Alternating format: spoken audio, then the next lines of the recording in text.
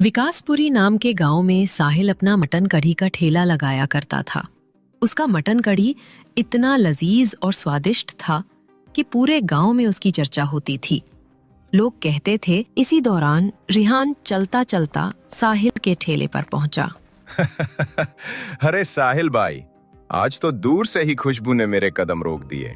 तुम्हारा mutton chicken तो वाकई लाजवाब होता है। जरा एक प्लेट मुझे भी लगा दो। लो भाई, ये रही तुम्हारी प्लेट, गर्मा गर्म, ताजा और बिना किसी मिलावट के। मैं हमेशा असली मटन ही इस्तेमाल करता हूँ। रिहान ने जैसे ही पहला कौर खाया, उसके चेहरे पर खुशी झलक उठी। वाह साहिल भाई, मजा आ गया। तुम्हारे मटन का कोई जवाब ही नहीं। जो स्वाद यहाँ मिलता है वो कहीं और नहीं। भाई यही तो मेरी मेहनत है। असली मटन अभी मार्केट में 220 रुपए किलो है, पर मैं कभी सस्ता या मिलावटी माल नहीं लाता। जो भी खिलाऊंगा हमेशा ईमानदारी से और असली स्वाद के साथ। इतने में पास खड़ा एक बुजुर्ग भी बोल पड़ा। बिल्कुल सही कहते हो बेटा। इसी ईमानदारी की वजह से आज तुम्हारा नाम पूरे गांव में मशहूर है। जब भी लोग मटन करी का नाम लेते हैं, सबसे पहले तुम्हारा ही ख्याल आता है। साहिल भाई, आपका ठेला तो अब हमारे मोहल्ले की पहचान बन गया है। आगे चलकर यही ठेला नहीं, एक बड़ा होटल बनेगा, देख लेना। साहिल अपना ठेला बंद करके थके हुए घर लौटा। घर के आंगन में कदम रखते ही उसने देखा कि सेठ जी बैठे हैं थे। अरे सेठ जी, आप यहाँ? आप कब आ गए? कब? तभी जब तुम्हें मेरी रकम याद दिलानी थी। साहिल, तूने मुझे पागल समझ रखा है क्या? इतने दिन से तूने एक पैसा जमा क्यों नहीं कराया? सेठ जी, मैं जानता हूं कि मैंने पैसा लिया है और लौटाना भी मेरी जिम्मेदारी है, पर मटन बहुत महंगा हो गया है। मैं असली मटन ही लाता हूं, मिलावट नहीं, इसलिए मुनाफा कम हो रहा है। असली मटन? कोई शोहरत कमाना है क्या? तुम्हें पता है मार्केट में कितनी कीमतें बदलती हैं। पर मैंने तुम्हें पैसा दिया था काम शुरू करने के लिए, मजाक खेलने के लिए नहीं। सेठ जी, मैं सिर्फ ईमानदारी से ग्राहकों को अच्छा खाना खिलाना चाहता हूं। मिलावटी सामान बेचकर मैं शर्मिंदा रहूंगा। अगर आप चाहें तो मैं सस्ते मटन भी ला सकता हूं, पर स्वाद और नाम दोनों पर समझौता हो जाएगा। तुम्हारी ईमानदारी अच्छी बात है, पर व्यापार में ईमानदारी के साथ नफा भी चाहिए। मैं तुम्हें 3 दिन की मोहलत देता हूं। 3 दिन में तुम पैसे जमा नहीं कर सके तो मैं तुम्हारा ठेला और घर का अधिकार सब उठा लूंगा, समझा? 3 दिन। सेठ जी, बस एक आखिरी मौका दीजिए। मैं किसी तरह इन 3 दिनों में पैसे का इंतजाम करूंगा, कुछ भी कर लूंगा। ज्यादा घंटे मदद मांगूंगा, पर ठेला और घर मत छीनिए। ठीक है, पर याद रखना वक्त कम है। सुबह की पहली किरण साहिल जल्दी जल्दी कपड़े पहनकर बोरी उठाता है। अरे खालिद भाई, जल्दी से मुझे 10 किलो मटन दे दो, मुझे तैयारी करनी है। लोग ठेले पर इंतजार करते हैं। मटन तो मिल जाएगा साहिल, लेकिन ध्यान रहे आज रेट बहुत ऊपर चला गया है। क्या कह रहे हो खालिद भाई? कल ही तो मैंने आपसे 220 रुपए किलो पर लिया था। भाई, मार्केट के रेट रोज ऊपर नीचे होते रहते हैं। आज तो सीधा 300 रुपए किलो तक पहुंच गया है। खालिद भाई, आप एक काम कीजिए, मुझे आज 10 की बजाय 5 किलो बसी मटन दे दीजिए। मैं उसी से काम चला लूंगा। ठीक है साहिल, मैं समझ सकता हूं हालात कैसे हैं। ये लो 5 किलो, लेकिन ध्यान रखना बसी मटन से स्वाद वही नहीं आएगा जो ताजा से आता है। अरे साहिल भाई, जल्दी से एक प्लेट मटन करी लगा दो, बहुत भूख लगी है। भाई, अब मटन करी का दाम बढ़ गया है। अब एक प्लेट 70 रुपए की हो गई है। क्या? ये कैसी बातें कर रहे हो साहिल भाई? आप इतने पैसे कैसे बढ़ा सकते हो? पहले तो 50 में खिलाते थे। भाई, मैं क्या करूं? मटन अब 300 रुपए किलो बिक रहा है। कल तक 220 था, आज सीधा 300। मैंने अब तक अपने दाम नहीं बढ़ाए थे, लेकिन अब मजबूरी में बढ़ाने पड़े, वरना मेरा खर्चा ही नहीं निकलेगा। ठीक है साहिल भाई, लेकिन इतने महंगे दाम में तो मैं नहीं खा सकता। घर जाकर ही खा लूंगा। आखिर हमें भी और काम करने हैं, पैसे भी बचाने हैं। साहिल ने उस खाली प्लेट को देखा जो उसने सजाई थी। फिर उसके हाथ कांपते हुए कढ़ाई पर टिक गए। दिन ढलते ढलते एक एक कर कई ग्राहक आए, पर दाम सुनकर सब वापस लौट गए। ठेले पर पहले जैसी भीड़ गायब हो चुकी थी। या अल्लाह, ये क्या हो रहा है? अगर ऐसे ही चलता रहा तो मैं सेठ जी को पैसे कैसे दूंगा? थैला भी हाथ से जाएगा और घर भी। रंग स्वभाव से बड़ा ही चालाक और शातिर किस्म का इंसान था। गांव के लोग उसे ज्यादा पसंद नहीं करते थे क्योंकि उसकी हरकतें हमेशा संदिग्ध रहती थीं। शहर से आया था, तेज, चालाक और लालची। उसने देखा कि विकासपुरी के बाजार में साहिल की मटन कढ़ी की दुकान पर हर शाम भीड़ लग जाती है। लोगों के हाथों में पैसे थे और चटक मसालों की खुशबू पूरे गली में फैल रही थी। अगर मैं इसी बाजार में अपनी मटन की दुकान खोल लूं, तो मेरी दुकान पर काफी ज्यादा गिरा खाएंगे और मैं अपना मटन कम पैसों में भेजूंगा और गांव में काफी ज्यादा कुत्ते हैं, मैं उनको ही काट के भेजूं। साहिर जैसे ही मंडी पहुंचा, उसने देखा सामने एक नई दुकान खुली है। रंगा ने अपनी मटन की दुकान शुरू कर दी थी। चलो पहले खालिद भाई से ही पूछता हूँ, वही भरोसेमंद है। अरे खालिद भाई, मुझे आज 10 किलो गोश्त जल्दी से दे दीजिए, ठेले पर देर हो रही है। सोहेल भाई, मैं 10 किलो दे तो दूं, लेकिन आज फिर से दाम बढ़ गए हैं। अब रेट 300 से बढ़कर सीधे 350 रुपए किलो हो चुका है। खालिद भाई, ये कैसी बात कर रहे हो? कल ही तो 300 रुपए बताया था और अब 350। मैं ऐसे कैसे दुकान चला पाऊंगा? साहिल, मैं समझ सकता हूं तुम्हारी तकलीफ, लेकिन ऊपर से ही इतने दाम आ रहे हैं। बकरी बच्चे महंगे हो चुके हैं तो मैं सस्ता कैसे दूं? लेना हो तो लो, वरना मैं भी मजबूर हूं। साहिल सीधा रंगा की दुकान पर गया। वहां गोश्त बिल्कुल ताजा और साफ रखा हुआ था। अरे भाई, आप कितने रुपए किलो गोश्त बेच रहे हो? अरे साहब, हम तो गरीब लोग हैं, अपने बकरी बच्चे पालते हैं, इसलिए हमारा खर्च कम पड़ता है। हम 50 रुपए किलो में गोश्त बेचते हैं। क्या? सिर्फ 50 रुपए किलो? भाई, ये कैसे हो सकता है? जब पूरी मंडी 350 रुपए पर बिक रही है तो तुम इतना सस्ता कैसे बेच रहे हो? कहीं इसमें कोई चाल तो नहीं? नहीं साहब, इसमें कोई चाल नहीं। हमारे पास अपनी बकरियां हैं, हम खुद पालते हैं और खुद काट कर लाते हैं, इसलिए हमें उतना खर्च नहीं पड़ता जितना दूसरों को होता है। आप एक बार ले जाइए, फिर देखिएगा, आप हमेशा याद रखेंगे कि ये गोश्त कितना साफ और स्वादिष्ट है। जब यहाँ इतना सस्ता और ताजा गोश्त मिल रहा है तो मैं 350 देकर क्यों लूं? अगर मैं इससे खरीद लूं तो मेरा खर्चा भी बचेगा और सेठ जी का पैसा भी जल्दी चुका पाऊंगा। ठीक है भाई, तो मुझे 20 किलो गोश्त जल्दी से दे दो और देखना बिल्कुल साफ और बढ़िया हो। तभी पहला ग्राहक आया। अरे साहिल भाई, तुमने रेट कम कर दिए।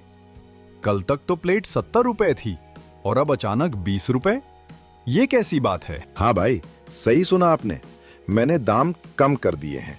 जो कल तक 70 में बिकता था, आज वो मैं 20 में दे रहा हूँ, बिल्कुल ताजा और साफ गोश्त से। ये सुनकर खुशी तो हुई, पर साहिल, कहीं तुम गोश्त में कुछ मिलावट तो नहीं कर रहे? अब लोग ऐसे दाम देखकर शक करेंगे। नहीं भाई, मैं कभी मिलावट नहीं करूंगा। आज जो दाम मैंने घटाया है वो इसलिए है क्योंकि मैंने सस्ता और साफ गोश्त पाया, सीधे छोटे पालक से। उसका बकरा बेहतरीन पलता था और हमें सस्ता पड़ा। मैं चाह रहा हूं कि लोगों का भरोसा टूटे नहीं। आप एक बार खाइए, फिर खुद कह देंगे। वाह, क्या स्वाद है! सच में स्वाद वही है जो पहले मिलता था, पर दाम कम। अब तो मैं हर हफ्ते आऊंगा। साहिल अब रोज रंगा से मटन लेने लगा। रंगा भाई, जब से मैं तुमसे मटन लेने लगा हूं, मेरी बिक्री दुगनी हो गई है। पहले तो मैं सोचता था कि मेरी दुकान बंद हो जाएगी, लेकिन अब लोग फिर से मेरे मटन करी के दीवाने बन गए हैं। अरे साहिल भाई, यही तो मेरा मकसद है। मैं लोगों का भला करना चाहता हूँ। मेरे पास ढेर सारे बकरी के बच्चे हैं।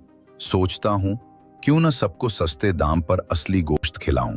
लेकिन रंगा भाई, एक बात मेरी समझ में नहीं आती। जब तुम्हारे पास इतने ढेर सारे बकरी बच्चे हैं तो तुम उन्हें अपनी दुकान के पास क्यों नहीं रखते? अगर पास ही रहते तो तुम्हें भी आसानी होती और ग्राहकों का भरोसा भी और बढ़ जाता। नहीं साहिल भाई, आजकल जमाना खराब है, चोरी डकैती बहुत बढ़ गई है। अगर मैं बकरियों को दुकान के पास रख दूंगा तो नजर भी लग जाएगी और चोरों की भी नजर पड़ सकती है। इसलिए मैं उन्हें अपने घर पर पालता हूँ। वहां वे सुरक्षित रहते हैं। हाँ, ये तो सही कह रहे हो भाई। जमाना वाकई बदल गया है। इंसान की नजर भी बुरी पड़ जाती है और चोरी चकारी भी बढ़ गई है। खैर, तुम मुझे 15 किलो मटन दे दो, पैसे मैं थोड़ी देर बाद तुम्हें पहुंचा दूंगा। अरे साहिल भाई, आपसे मैंने कब कोई मनमानी की है? आप 15 किलो ही क्या, चाहे 20 किलो भी ले जाइए। पैसों की चिंता मत कीजिए, मुझे आप पर पूरा भरोसा है। बस अब बहुत हो गया, काफी ढेर सारा पैसा जुड़ चुका है। अगर गांव वालों को मेरी बात का पता चल गया तो मुझे पुलिस के हवाले कर देंगे। बस 2-3 दिन और कुत्ते का गोश्त बेच देता हूँ, उसके बाद यहाँ से सीधा भाग जाऊंगा। ये सारी बातें खालिद ने सुन ली थी। खालिद समझ गया था कि इसके पास कोई बकरी के बच्चे नहीं हैं। गांव से जो कुत्ते गायब हो रहे हैं वो रंगा कर रहा है। वो जल्दी से गांव के बाहर पुलिस स्टेशन में रंगा की शिकायत करने गया। अरे काशिफ भाई, आप यहाँ ऐसे क्यों खड़े हो? क्या बात हो गई? बड़े परेशान लग रहे हो। भाई, मेरी कुछ समझ में नहीं आ रहा। बीवी बच्चों की तबीयत अचानक बिगड़ गई है। बुखार, उल्टी और कमजोरी से हालत खराब है। अरे, ये तो बड़ी चिंता की बात है। लेकिन गांव में और भी लोगों की तबीयत खराब होने की खबर मिल रही है। आखिर ऐसा हो क्या रहा है? भाई, तूने गौर किया? पहले हमारे गांव में हर गली मोहल्ले में दर्जनों कुत्ते दिखाई देते थे, लेकिन अब तो एक भी कुत्ता नजर नहीं आता। हाँ, ये तो तू सही कह रहा है। पहले बच्चे कुत्तों के साथ खेलते थे, अब तो जैसे गांव से कुत्ते गायब हो गए हैं। पर आखिर कहाँ जा रहे हैं इतने सारे कुत्ते? नसीर भाई, मुझे कुत्तों की चिंता नहीं है। असली चिंता इस बात की है कि अचानक गांव में एक अजीब बीमारी फैल रही है। जगह जगह लोग बीमार हो रहे हैं।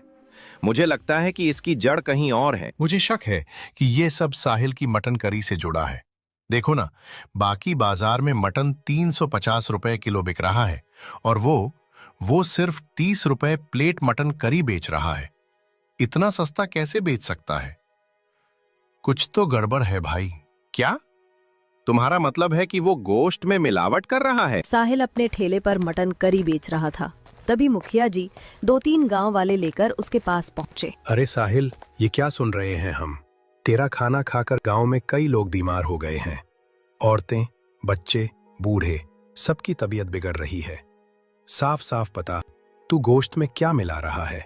नहीं मुखिया जी, ये आप कैसी बातें कर रहे हो? आप तो जानते ही हो, मैं बरसों से अपना ठेला लगाता हूं। कभी किसी ने मेरे खाने की शिकायत नहीं की। मैंने कभी मिलावट नहीं की। फिर अचानक अब क्यों करूंगा? मैं तो असली मसालों से ही मटन करी बनाता हूं। तो फिर ये बताओ साहिल, जब गोश्त का भाव 350 रुपए किलो है, तब तू सिर्फ 30 रुपए प्लेट कैसे बेच सकता है? इतना सस्ता मटन करी, ये हमारी समझ से बाहर है। मुखिया जी, मैं गोश्त रंगा से लेकर आता हूं। वो मुझे 30 रुपए किलो में देता है। उसका गोश्त अच्छा भी होता है और ताजा भी, इसलिए मैं सस्ते दाम में बेच पाता हूं। रंगा? ये रंगा कौन आ गया? हम तो सिर्फ खालिद की दुकान जानते हैं, जो बरसों से गांव में मटन बेच रहा है। ये अचानक नई दुकान कहां से आ गई? और इतनी सस्ती दर पर असली गोश्त कौन बेच सकता है? अरे कहीं ऐसा तो नहीं कि वो कुत्तों का गोश्त काट कर बेच रहा हो? इसी वजह से कुत्ते भी गायब हो गए हैं और गांव में बीमारी फैल रही है। नहीं मुखिया जी, मुझे तो ऐसा कुछ पता नहीं। मैं तो उसके सामने ही कटवाता हूं।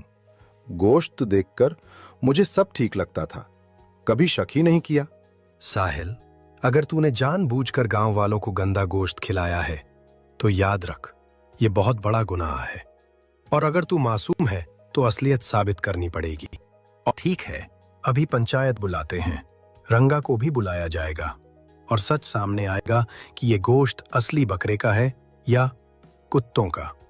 अगर हमारा शक सही निकला तो रंगा के साथ साथ तुझे भी सजा मिलेगी साहिल। इतने में खालिद भाई और एक पुलिस वाला तेज कदमों से वहां पहुंच गए। अरे आप लोगों को चिंता करने की जरूरत ही नहीं। मैंने सब कुछ बता दिया है। जो गोश्त तुम्हें दिया जा रहा था वो तुम्हारे ही गांव के कुत्तों का गोश्त था। ये बहुत गंभीर मामला है। बताओ रंगा, ये बात सच है क्या? तुमने जानबूझकर कुत्तों का गोश्त बेचकर लोगों की सेहत को जोखिम में डाला? इंस्पेक्टर साहब, मैं ऐसा नहीं करना चाहता था। मैं उनके घर पर ही काटता था। मुझे लगा वे बकरे हैं। मैंने कभी किसी को धोखा नहीं दिया। मैं तो सस्ता देने की नीयत से आया था। सीधा सच बताओ रंगा, तुम्हारे पास जो बकरी बच्चे थे वे किसके थे? तुम्हें पता था कि ये कुत्ते हैं या तुम बस अपने फायदे के लिए इसे छुपा रहे थे? सच कहूं तो मुझे शुरुआत में शक था, पर बाजार में दाम उछल रहे थे और मेरे पास जो जानवर थे कुछ मर चुके थे, कुछ बीमार। मैं टिकाऊ काम करने की सोच रहा था। मैंने सोचा किसी को सस्ता दे दूंगा और खुद कुछ कमा लूंगा। मुझे अफसोस है, मैं पक्का नहीं समझ पाया कि यह कितना बड़ा नुकसान होगा। हमारे बच्चे बीमार पड़े हैं। कल से बुखार, उल्टी और पेट में तेज दर्द। डॉक्टर ने कहा इन्फेक्शन है, इंजेक्शन लगवाने पड़ेंगे। अब क्या जवाब देंगे तुम लोग? पुलिस ने रंग को पकड़ लिया और गिरफ्तार करके ले गई। सभी गांव वालों ने अपना डॉक्टर से इलाज कराया और सभी गांव वाले ठीक हो गए। इस कहानी से हमें ये सीख मिलती है, कभी भी किसी का बुरा नहीं जाना चाहिए और हर सामान ध्यान से और अच्छी तरीके से चेक